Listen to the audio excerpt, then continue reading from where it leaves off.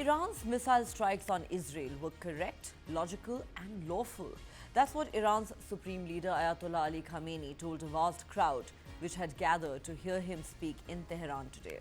It was a rare public sermon delivered by the Ayatollah, his first in 5 years, even as he paid tribute to the Hezbollah chief Hassan Nasrallah, who was killed in an Israeli strike in the Lebanese capital Beirut last week.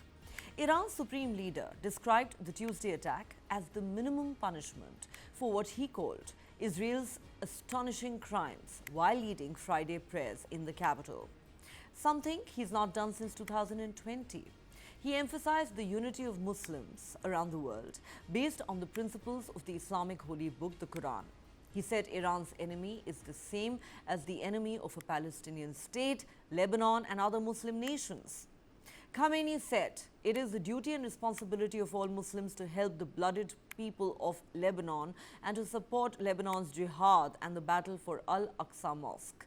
Iran's supreme leader, who backs the Palestinian Hamas group, called their 7th October attacks on Israel the correct move. He said no international law has the right to object and protest against the Lebanese and Palestinians for standing up for themselves against the occupation. Khamenei, who spoke after a prayer ceremony for Nasrallah, also called Israel a tool for the United States to take control of all the lands and resources in the region. He said there is no doubt that the Zionists and the Americans are dreaming. The Zionist entity will be uprooted from the ground. It has no roots, it is fake, unstable, exists only because of American support and will not last long. He called Israel a vampire regime and the United States a rabid dog in the region.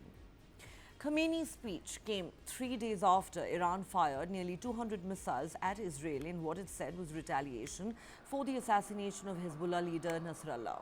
The Farsi-speaking supreme leader delivered part of his speech in Arabic to address Palestinian and Lebanese supporters.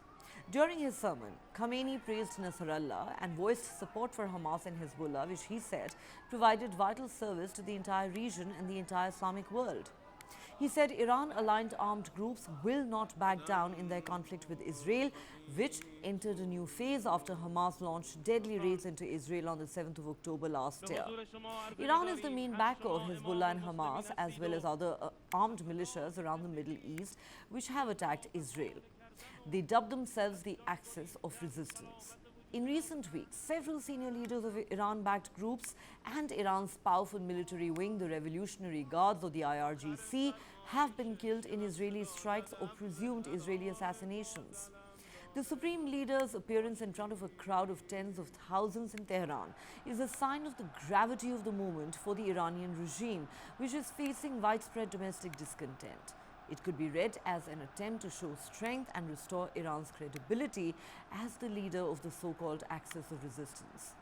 The public appearance was also intended to show that Khamenei is not in hiding after reports emerged that he had been taken to a secure location following Nasrallah's assassination.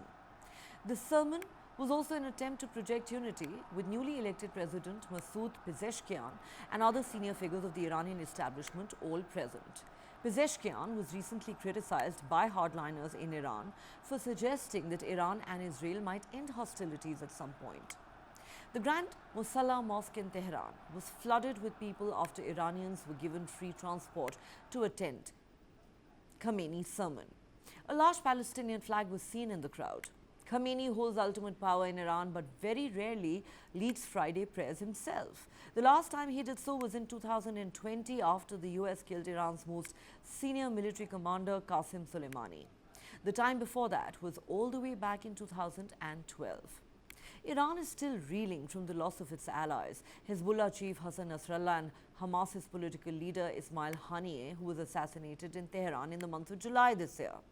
Israel is widely believed to be behind Haniyeh's killing, though it has never commented on his death.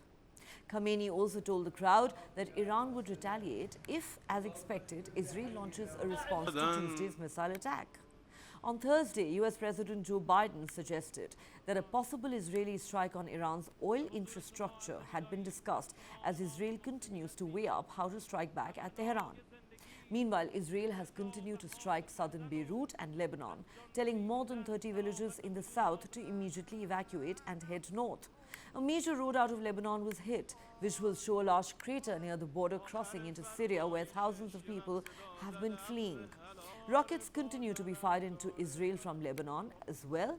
Sirens sounded in southern Israel for the first time in 2 months, according to the Israeli military. Lebanon's health ministry says 37 people have been killed in Israeli ground and air attacks in the past 24 hours. More than 2,000 people have now been killed in the country since last October. Significantly, US media has cited Israeli officials as saying that the cousin of former Hezbollah leader Hassan Nasrallah, Hashem Safieddine, is thought to have been a target during last night's strikes. Safieddine is widely considered to be a possible successor to Nasrallah. Hezbollah has not yet commented. Hashem Safieddine is considered to be a potential successor of the late Hezbollah leader Hassan Nasrallah. He heads the Executive Council and is said to be a part of the Jihad Council, which is in charge of leading and organizing military and security activities. Safieddine, a relative of Nasrallah, is widely seen as attempting to fill big shoes that he may not be fit for. His look, body language and even the way he speaks mimics Nasrallah. Meanwhile, Iran's Foreign Minister Abbas Araghchi is in Beirut, landing only a few hours after a series of massive airstrikes on the southern suburbs of the city. This is the first official and announced visit by a high-ranking Iranian official since Israel targeted and killed Hezbollah leader Nasrallah.